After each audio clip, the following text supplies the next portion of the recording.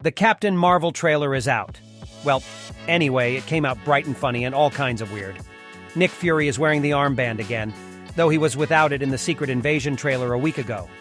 The Skrulls are not in the frame at all, although Captain Marvel seemed to be looking for a home for them, with another base hovering over the ground. Although not all the problems with the last one have been sorted out, there are too many questions. And you'll get all the answers in the next couple of minutes, and we hope to get your feedback in the comments. The trailer begins in space, in Earth orbit. As the subtitles state, we see a space base of organizations that aren't in the comics. For convenience, we'll call it Saber. And the first question is, why Saber? Pathways home. We were introduced to the Sword organization, which was sort of Nick Fury's work in space. Standing at the center of the plot, the organization replaced the reformed Shieldmen in the movie universe and tried to copy something immovable that, more importantly, Nick Fury was also in it. In the comics, the Sword is the equivalent of the Shield only for alien threats, and everything is generally logical, understandable, and settles into the plot. Right up until Marvel decided to rename Sword to Saber and show the space station in the Captain Marvel 2 trailer. Perhaps Saber has different organizations. Perhaps Saber will replace Sword. Or maybe it's just a typo. Anyway, something happened between the events of WandaVision, Far From Home, and Captain Marvel 2, and Nick Fury notes, poked fun at creating a new organization. What exactly is it? The second question we're likely to get an answer to in the Secret Invasion series, and there's a curiosity associated with that. The movie's trailer isn't particularly important. Spoiler alert for the ending of the Secret Invasion series. It will be coming out June 21st. Captain Marvel will be released on November 10th. Kevin Feige has already said that the series for the movie will be a gimmick, which means that at the end of the showdown, Fury won't die, will defeat everyone, and will once again become the planet's chief spy, setting up his own space station and focusing on alien threats. Sorry for the Secret Invasion spoilers, but it's so incongruous with these trailers. Another spoiler for the series is that in the later footage on Saber Station, Nick Fury is surrounded by humans, while in the scene after the credits of Away From Home, he was working with the Skrulls. And in Secret Invasion, he will also be working, but not with Talos and the unkind Skrulls in the Captain Marvel 2 trailer. There are only footage of people. They're definitely people, transferred from the Circle because Away From Home showed us that in space they're not shy about their appearance. Anyway, in Secret Invasion the Skrulls will be defeated, and Nick Fury will work the lands like in the good old days, one of them being Monica Rambeau. There are questions for her, too, for she worked for the Sword in Davidson and now labors for the Saber. Fury, and why so is not entirely clear, but somehow the pair are together and exploring Monica, the substance we know from Guardians of the Galaxy in the 2014 film 2 years later. James Gunn introduced the Universe Teleportation Network, which works with the help of so-called jump points, Yondu and Rocket, in Guardians of the Galaxy. Part 2, in case anyone forgot, they made as many as 700 jumps at a time, although Kuhn mentioned that more than 50 jumps cannot be made by mammals. Here's a jump point near Earth in Captain Marvel 2, which suggests that our planet in the cinematic universe has been connected to the space subway. This is quite important, because before this, alien visits to Earth in Marvel were quite rare and usually accompanied by destruction. The trailer showed that things are different now. Connections have been made. An embassy has probably been set up, and Earth in the cinematic universe is now connected to the rest of the galaxy. And then the fun begins. After contact with the barrier, all 3 versions of Captain Marvel begin to switch places when using the ability. It's still unclear why, but it's clear that Brillerson is a bit of a mess compared to the first part, and she looks awesome. The scene where she gets into Kamala Khan's closet is, if anything, the scene after the credits of the Miss Marvel series. We realize that almost no one has gotten around to it, but its events will be very important for the movie. And in this one, a little later. For now, let's remind you that Monica Rambeau is the daughter of Carol Danvers' best friend, Maria Rambeau. Both characters were in the first Captain Marvel, but since the events of the 2 parts are 3 decades apart, Monica Rambeau has grown up. More importantly, her relationship with Carol Danvers is not particularly smooth. In Episode 5 of Wanda Cherry, at the mention of Captain Marvel, Monica grimaced and asked to change the subject. Where such negativity seems to come from among childhood friends is unknown, but performer Theona Ferris explicitly said that the WandaVision reference was inserted for a reason, and in Captain Marvel 2, we will find out why this is the case. Hence, in fact, the rather tepid greeting between the ladies when they meet at Kamala Khan's house.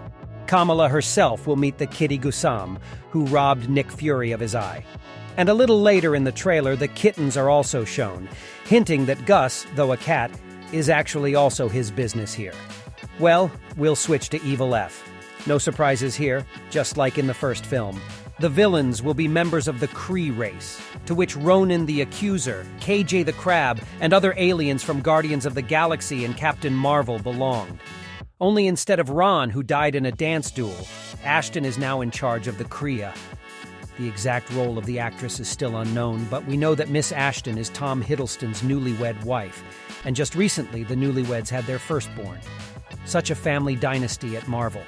Well, as for the movie, in the shot where the main villainess fights with the Marvel captains, you can see a bracelet on her arm, and that, friends, is the very reference to the Miss Marvel series that no one watched. Kamala Khan had such a bracelet there too, and it was one of the main intrigues of the show because no one could figure out if it gave Kamala powers or if she had them of her own. Turns out that Kamala has mutant powers, and the bracelet does add a few things. Apparently, the energy manipulation and creation of Green Lantern-style designs in the show Kamala had one bracelet. Who the second one belongs to remained a mystery, and we learned from the trailer that the second bracelet is worn by Zoe Ashton. And it's clear why she could be a worthy threat against 3 Marvel captains at once. In addition to the bracelet, she also has a hammer, familiar to all Guardians of the Galaxy fans. After all, the damage from it was almost the same, called the hammer a universal weapon and allows the wearer to hurl energy. Ronan, however, in 2014, also built into the hammer an Infinity Stone, which the villain of Captain Marvel 2 cannot do.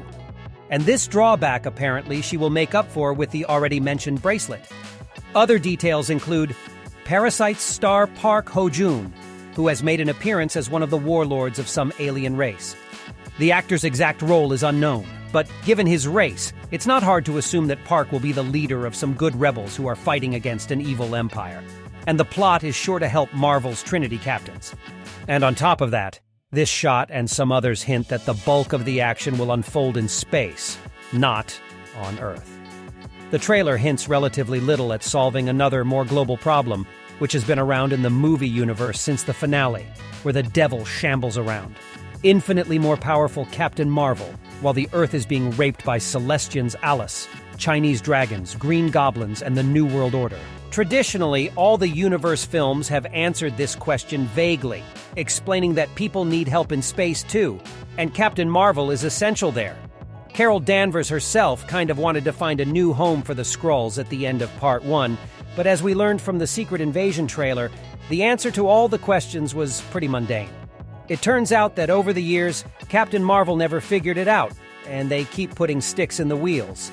It's kind of humiliating because Carol Danvers was tearing apart Thanos' ship in the finale, and she was super duper duper strong. So it turns out that Loki, Ultron, Thanos, and the other plowing events of the film universe were missed by Captain Marvel simply because in 30 years, she couldn't even do anything with the bad guys from the Korean Empire. All in all, the movie will have to work hard to explain what's so terrible about these Kree. That even the purple jock with his desire to destroy half the universe wasn't that important.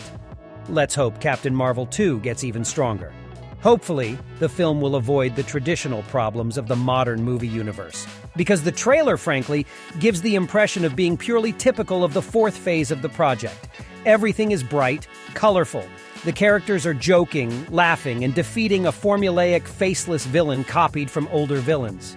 It's not directed by DaCosta, but by Candyman 2021, which had a thinly veiled 0 at the box office and received a score of 60 from the audience.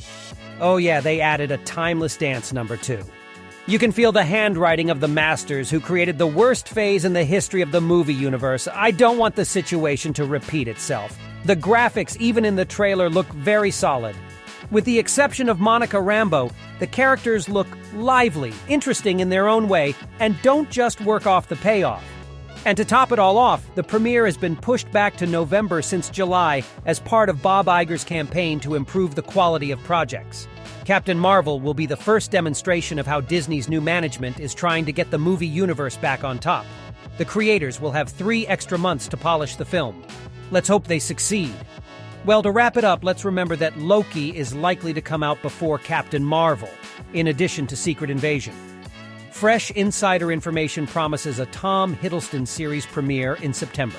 It's doubtful that it will contain references to the movie, for they are different. But at the very least, keeping abreast of the chronology of the movie universe is worthwhile.